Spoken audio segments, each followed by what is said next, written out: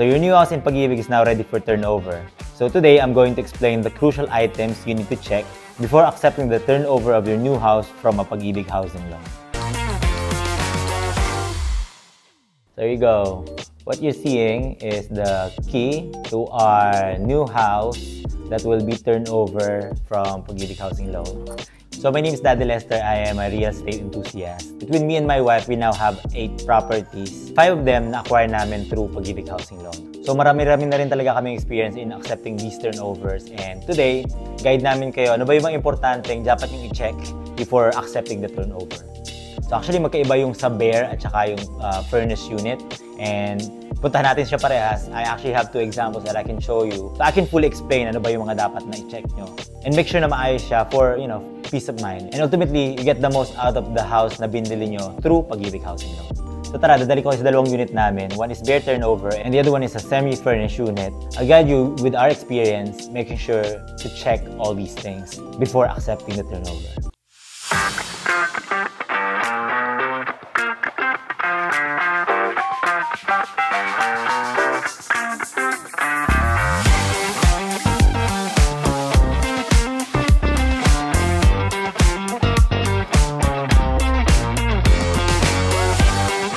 So ito yung sample ng bahay namin na sa ngayon naka-bare turnover siya. So explain ko sa inyo yung mga bagay na dapat check nyo, na make sure mapacheck nyo dun sa developer. Itong bahay na to, tawag dito ay Linea. Sinimula namin siyang bayaran noong 2020 pero due to the pandemic, last year lang siya technically na turnover. So inasikaso namin yung mga documents.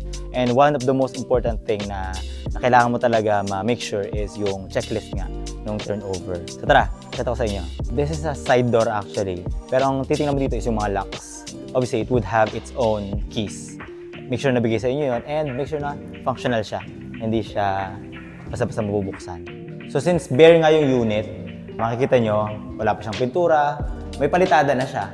Pero wala pa rin siyang tiles, wala pang ceiling. Ang maganda nito, makikita mo yung foundation niya, diba? Yung mga beams, yung mga plumbing, yung kung saan yung electrical niya. Ito, supposed to be yung countertop. So, pag-decide na namin mag-asawa na hindi ganito kataas yung gusto namin. So, at least hindi na sayang yung effort or yung gastos na. Kasi ba kung ready-made na siya, kung furnished na siya, okay, may ano na siya, may tiles na siya or granite. In this case, gusto namin babaan. So, di ba, gigibain mo pa siya. So, yun naman yung advantage ng bare. Pero, at the same time, of course, may mga additional expenses ka pang kailangan i-consider. Pag hindi mo gusto yung tiles na lalagay dun sa unit, ito hindi mo problema yon, diba? And then you can see kung level ba yung floor.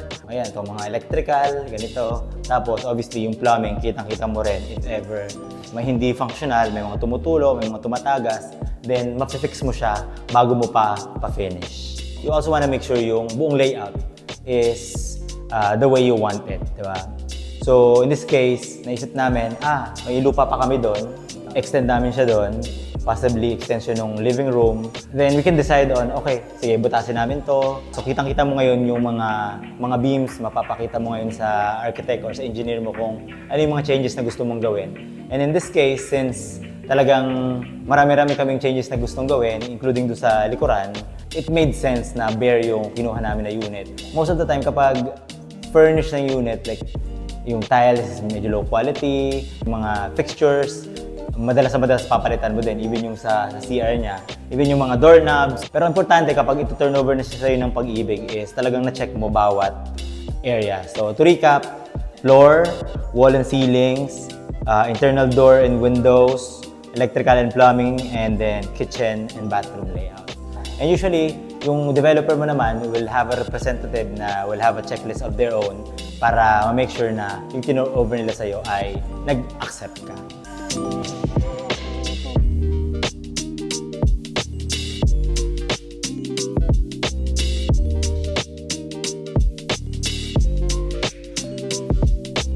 Quickly, pakita ko din sa inyo yung meron sa taas na I definitely would check as well. So yung stairs natin, bare din siya. So most probably kailangan itong lagyan ng wood or tiles para of course gumanda siya. Then we decided, papalitan din namin itong rails na ito. So ito yung upper part ng bahay. And as you can see yan, mga electrical hanging pa, diba? Yung walls obviously hindi pa hindi pa kinis, hindi pa pintura. Marami pa kaming plano kasi itong side na to ma-extend pa, itong side na to ma-extend pa, even dito. So, you can save a lot in terms of pagre-redo ng mga additional plano mo if you're getting a bear. What we're after is yung peace of mind and you're making the most out of your investment sa bahay na kinuha mo sa Pag-ibig. Punta naman tayo sa ating semi-furnished na unit, which is now a condo. So, tara!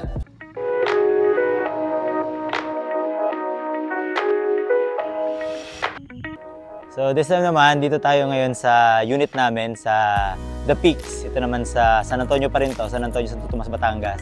And as you can see, ayan, ganda ng view dito.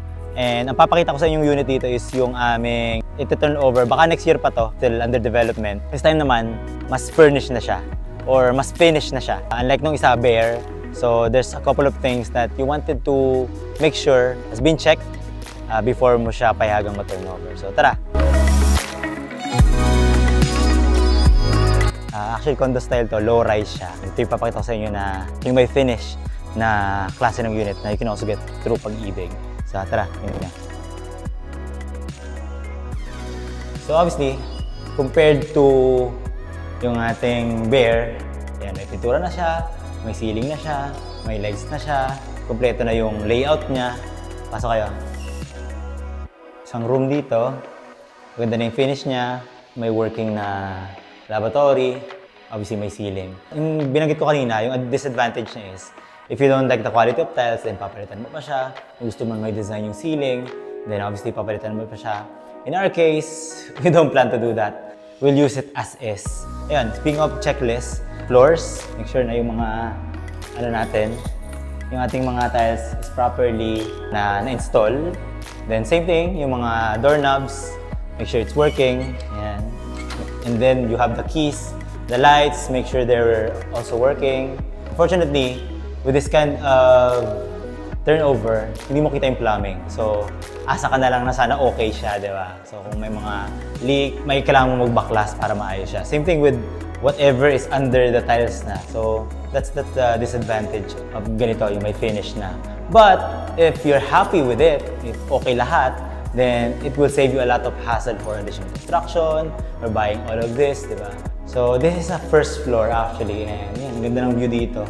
This is, actually dito yung Mount Makiling. I'm not trying to sell you the house, pero it's more to show you what you'll get if you buy a furnished or a finished unit compared to bare.